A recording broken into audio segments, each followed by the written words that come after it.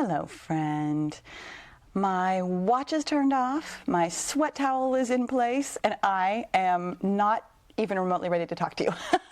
I just got in from my run, and I spent the last, at least the last mile. Well, no, okay, I spent most of the run thinking about the podcast, as I do. This is definitely my thing. I have absolutely come to the conclusion that this is a beautiful creative process for me. It feels so good to head out from my run with the intention of, hey, here's this idea I've had germinating for a podcast. Let me kind of organize it in my mind and have at least only a mental outline. I really don't take notes anymore. I've decided that it's not part of my creative process. It's unnecessary. Okay, you might think differently. You might think that I could benefit from a written outline. I really prefer a mental outline. And I spent the last mile or so thinking to myself, am I actually ready? Do I have enough to go off of? And that's such a funny thing. Oh my gosh, I just heard what I was telling myself. I was asking myself, do I have enough? Which, here's a little pro tip from a life coach. When you are asking yourself a question, it's not really a question, it's actually rhetorical. Your brain has an answer. What you are truly saying to yourself is some version of, I'm not enough. Okay, that was quite a little revelation right here in the first 3 minutes. Okay, in any event, I do have most of a mental outline, and actually how I was going to start this podcast without verbal journaling, how I was planning on starting this podcast is because I felt myself in that last mile. It was a mile longer run than I've been doing recently, and so I felt myself expending that energy of a slightly longer run than normal, and I heard myself thinking about how I wanted to start by saying that I feel a little, not low energy by any stretch, but just a little bit more maybe contemplative today. Today's podcast really isn't here's the 5 steps, or it's not strategic at all. Today's really more of a, not rumination, that's not the word I want to say, a pondering, if you will. I was pondering while I was running. I was thinking about what it's like to be an ambitious woman, specifically to be an ambitious woman our age. I've been using that word for a while in the podcast. I've been calling out to my fellow ambitious, overthinking women for quite some time. I mean, I know I didn't podcast for 10 months, but even before that, I knew that I wanted to use that word. And I also know in my own life, and presumably in yours, that sometimes that word feels a little funny, that it doesn't necessarily fit in a way that maybe you would like. And I was thinking about what the word ambitious has meant to me over the years. I think I took it on a little bit more easily maybe than some people do. I have known from a very young age that I am competitive. I love that word. I have always loved that word. I am on board with calling myself competitive. And I've learned over the course of 20 years, or almost 20 years now, of running, pedantically, I have to correct myself. I've been running for just shy of 19 years, and apparently I think it's really important that I not overstate how long I've been running, because you might have a different opinion. Oh, she's only been running 19 years? Well, talk to me when it's been 20 or more. Oh my gosh. Okay, my brain is in some funny places today. Here we go, podcast friend. Anyways. Oh my gosh, what I have learned in my nearly 19 years of running is I've really kind of turned the word competitive around in my mind. I know that when most people talk about being competitive, it really sounds like competing against other people. And there is that aspect of it, in order to compete, there does need to be other people. And I don't really think about the other people when I have a competitive feeling. It's really not about beating somebody else. And especially as I've grown older and my times have changed, not not like the times in the world, although that has changed too. But I mean like my running times, like really specifically when I'm talking about running, my pace has changed, my PRs have changed, like my running skill has changed as I've gotten older. And so it's definitely not about like being competitive with myself, only person you're competing against is the one in the mirror, that kind of thing. It's not really about that. I've turned around in my mind often enough that I might be able to articulate it to you, that being competitive for me is actually a feeling and not an action. Even though I just said being competitive as though it is A, a character trait, or B, an action, a thing that you do, for me, competitiveness is a feeling, and it is one of my favorite feelings in the world. There is a beautiful moment in time that sometimes lasts for hours, depending on how long the race is that I'm running, and I notice it most in running. It's why we're talking about running today. But I notice it in other places too, where I can pull together all of the pieces of my training and my fueling and the skills of, running that I've learned over the years, and the core work and strength work that I do, and the beautiful combination of my brain and my body working together in that full harmony of trust, that I can execute my best performance that is a feeling. It's not really about running fast or running long or even running well, although there is definitely something about it that particular effort tends to be one that I recover from better, tends to be one where I don't end up feeling completely wrecked afterwards. I am still usually sore after, a best race or a best run. But it's about the feeling of execution, and hear that properly. It's about the feeling of bringing together all of the skills, all of the circumstances, all of the training, all of the fueling, all of the things into one beautiful performance. It is a feeling of competitiveness, of aliveness, of bestness that I'm really starting to seek everywhere in my life. I've had the conduit to it through running for a long time. I felt it sometimes when I was writing my book.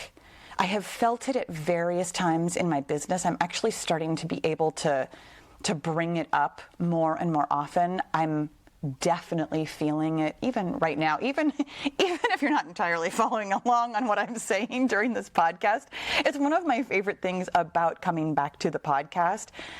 I sit down with that best feeling because I really want to share with you something that's going on in my brain and my business so that it can help you see yourself. It can help you see yourself fully as an ambitious woman who is capable of creating what you want. No matter what your goal is, you can create it. And the thing about taking on the mantle of ambition, whether or not you like that word or not. Yes, that was a double not. Whether or not you like that word. You certainly don't have to use the word ambitious to describe yourself. The reason I use it to describe you is because it is a little bit edgy, a little bit challenging. I mean, that's who I am as a life coach. I like to challenge the way you're currently thinking. And I would love for you to challenge this idea of whether or not you are ambitious. Maybe you've taken it on easily. If so, awesome. I love that. You're still welcome to listen to the rest of this podcast. But I'm really speaking to somebody who is kind of sitting on the edge of that word ambitious. We have all been socialized to not talk about competitiveness or ambition as women. Those of us born in the late 50s, the 60s, the early 70s, we grew up in a time where ambition was, I'm going to say frowned upon, and maybe it wasn't necessarily like in your family of origin. In my family of origin, we actually were encouraged to be competitive. I was encouraged to play sports, which I was very bad at, and that really was like the conduit for competitiveness. We also played a lot of games as a family, and like my brother and my sister and I were very competitive at games. I actually still am. I taught my kids to be very competitive with games too. We have family game night almost every night. Like when all four of us are at home, we play games a lot. It's one of our favorite things. It's just a fun time to listen to music and talk and and beat each other at a game. And it's funny because I have often said that when I am being competitive with my family, and this is part of what I have turned around in my own brain about being competitive, it's really not about beating somebody else. There is that element to it, but what I often say to my kids especially is that I don't play a game to like set out to beat them so much as I set out to let them lose so that I can win. It's a little bit of like passive competitiveness because I know how they're going to play, and that really is part of what's fun for me, is that skill of like strategy, of knowing other people's strengths and understanding like how it might all play out. I enjoy that in my brain.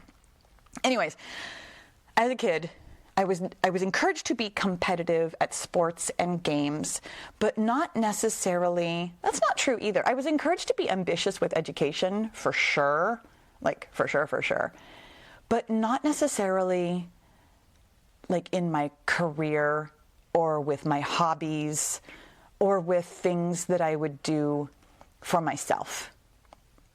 In fact, I definitely received a fair bit of messaging, more so from my mom, and this isn't a dig at her. Like, I understand how she was raised also, that doing something for yourself, my mother has always described as being selfish. That if you're making decisions to, take time away from your family or not be of service to other people, that was selfish. And it's something that I've really struggled with. I mean, as a long distance runner, as an entrepreneur, I do spend a lot of time like in my own brain or literally by myself while I'm running. I take time and energy away from my family, my husband, my extended family. And I have worked on that in my own brain over the years, especially with running. And I mean, I feel very solid that I know that I come to my family and my obligations. I have no obligations, but the other things that I want to do in my life, I come to all of them with a clear heart, a clear mind, and so much more loving and giving energy when I have taken care of myself first. It's part of why I come in here and record the podcast right after I've gone for a run. I come in from doing something for myself so much more open to giving to other people, to you here on the podcast. So I have come around on that word competitive for years and years and years. The ambitious thing was a little bit harder for me. I don't remember exactly when I first started calling myself ambitious. I'm going to say it really wasn't that long ago. I've been skirting around it for a long time. I've liked the word for a while, but I wasn't sure if I actually wanted to call myself ambitious or if I wanted to publicly call myself ambitious.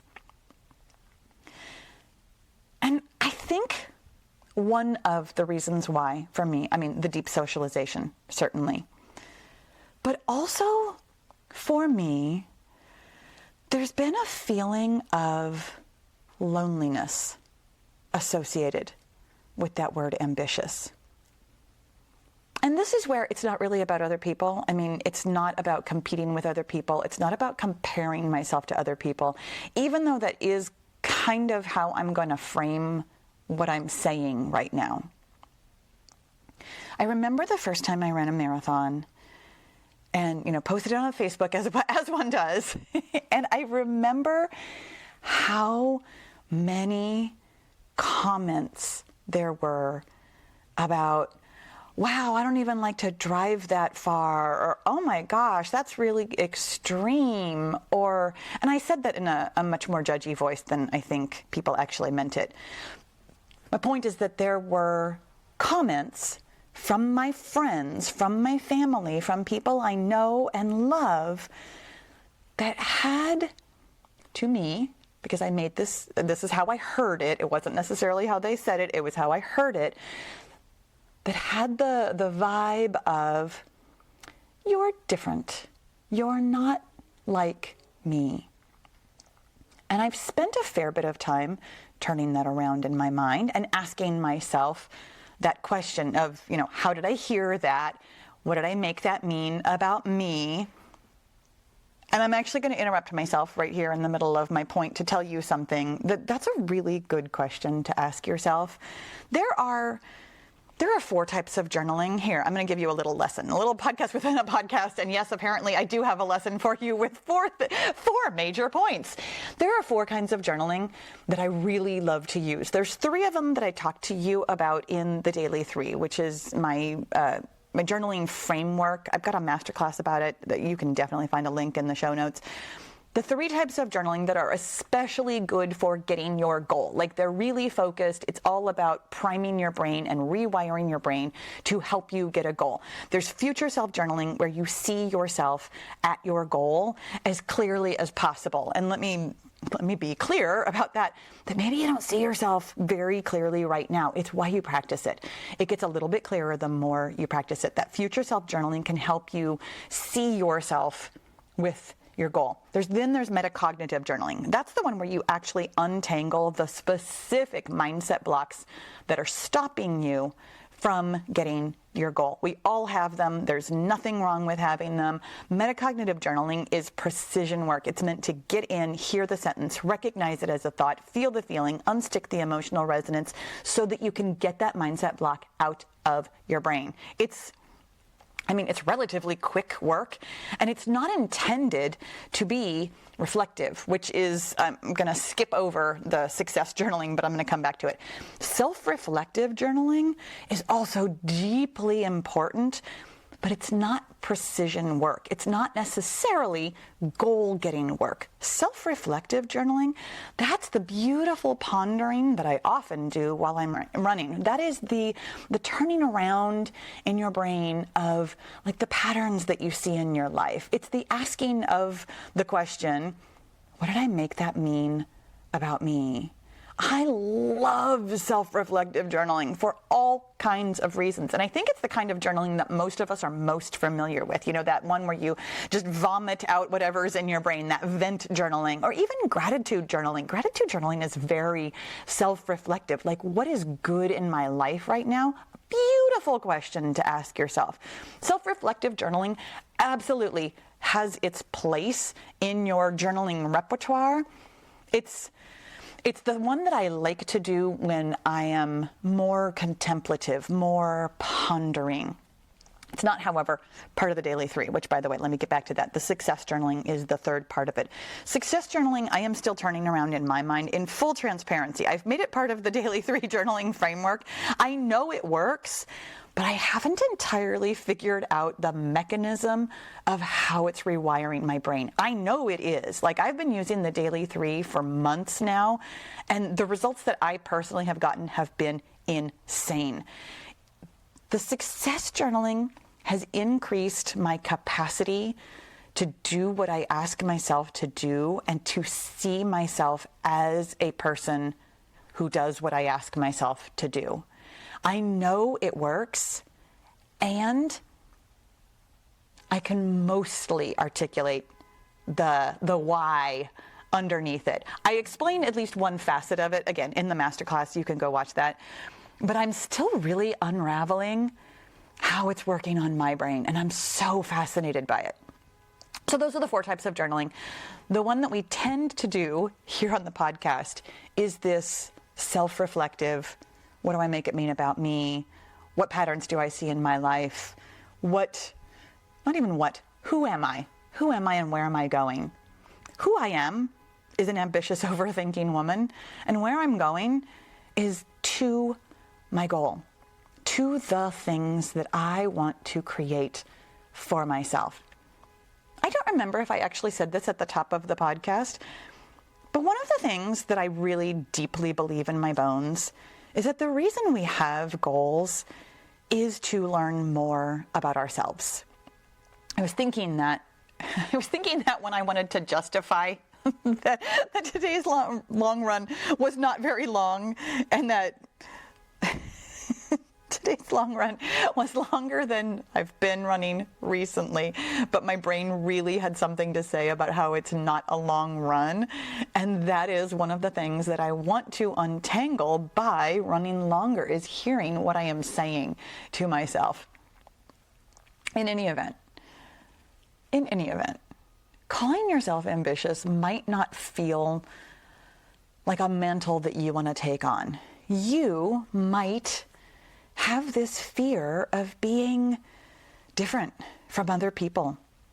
And it's not an unjustified fear. Like, we get normalized for us at every turn that wanting too much, pushing yourself too far or too hard, or having more than other people, we get socialized that that's not fair, that it's selfish, that we shouldn't want more, that we shouldn't be more, that we shouldn't have more. And part of the work of getting your goal, of creating what you want, is going to be this untangling of what that means for you personally. What a lot of us do, what I did for a long time, was live in this space where I just kept myself small, where I met reasonable expectations. I didn't stand out. I was going to say I didn't want more, and that's not true at all, and that's part of the problem. The problem was that I wanted more, and I was trying to behave like less. I wanted to write a book, even though not very many people write books. I wanted to run a marathon and then an ultra marathon, even though not many people run marathons and ultra marathons. I wanted to start my own business and be successful at it. I wanted specific revenue goals. I wanted to be who I am fully, me. And I've always wanted that. And every time I've tried to behave unambitiously like other people, I was miserable.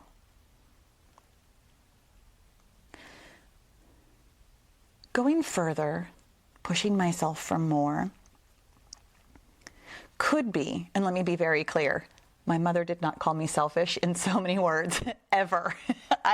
Even though that is her go-to word for a lot of things, my mother has never actually called me selfish for running long distances or for running a business at all. What I heard in my head was some version of, not even necessarily her voice, but just some version of, it must be selfish to want this for myself. This is the work of being an ambitious woman, is untangling the messages that you've had from other people and really recognizing that it doesn't make you different from them. This was something that I actually just had come home to me very recently. Well, a couple of things. One is that even if there are different circumstances with, say, your family of origin, when you step outside the norms of how you were raised, or your circle of friends, when you step outside and create something different for yourself, all of us fear that we are going to lose something by doing that. But what I really want to offer you is that you also gain something by doing that. not the least of which is simply the satisfaction, the leaving behind of that pain of mediocrity and the stepping into of who you truly are. When you want something for yourself, it really is yours to create. And when you create it, it is stepping fully into yourself. It's such a beautiful, beautiful gift to give yourself, is you being you. What I actually gained really came home to me recently. My mom had committed to doing this thing that when she told me about it and asked me to take her there, I thought to myself in my head, you don't really want to do that. My mom does this, as we all do. My mom commits to things from that place of, I have to serve other people because I can't be selfish. Like, that is her line of thinking for most things. And I saw that, and I saw that she felt obligated. And there was probably some desire to do the thing too. Don't get me wrong. Like all of us, I think she felt conflicted. She wanted to do it. She didn't want to do it. She had thoughts and feelings. What a surprise. She's a human being. Anyways, so she asked me to put it on my calendar. I said yes.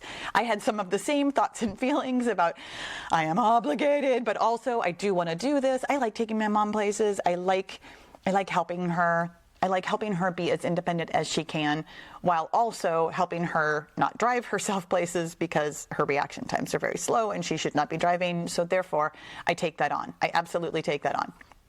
In any event, she asked me to do this thing, to take her to this place. And the weeks leading up to it, I could watch her anxiety. She was worried about it. She didn't really want to go. And I kept waiting for her to decide if she was really going to go or if she wasn't going to go. And the day before, I was talking to her. I went over to her house and I was talking to her and she was like, I just don't think I can go. And I was like, okay, that's totally all right. And she was really upset. She's like, but I should go. I'm supposed to go. I said I was going to go. I'm like, I totally understand. And also, tell me what's going on with you. And she's like, it just feels like a lot. It feels like it would be difficult for me to do this thing. And she was really upset by this. And I was talking her through it. And I was like, it's really okay to make a decision for yourself about what feels good for you, like what you can handle and what your energy feels like and what you want for yourself. And she looked at me and she said, Paula, I've never made a decision for myself. It still makes me really emotional thinking about that moment. Because it was really hard for her. And she said, I don't know how. And I put a little pin in that one because let me tell you something. I don't know how is a sentence I hear in my brain constantly. And until the words came out of her mouth, I was like, when she said that, I was like, oh, is that why I say that to myself all the time? Come to find out, so many of the things I say to myself are in my mother's voice, even though I didn't realize it. But I don't know how is what she was thinking. She was like, I don't know how to make this decision like this. And I was like, Mom, yes, you do. You've watched me make decisions for myself for years now. You've seen me take care of myself and you. You can do this too. And it was this beautiful moment where I watched her shift. I saw her mindset change. She can do something for herself, and it's not selfish. And the relief was just palpable that she could make this decision and that she didn't have to beat herself up for it. She didn't have to judge herself. She didn't have to call herself selfish. She could just do what she needed for herself. It was a really, really beautiful moment where I watched my mom be an ambitious, overthinking woman who wanted something for herself and then created it. It's what I want for you too. It's what I want for all of us. that was my contemplation today, loves. Thank you so much for being here, for listening, for being part of the podcast. That was a hard word to come out of my mouth, apparently. Where am I? What am I doing? Oh, love. Thank you for listening. I'll talk to you again soon.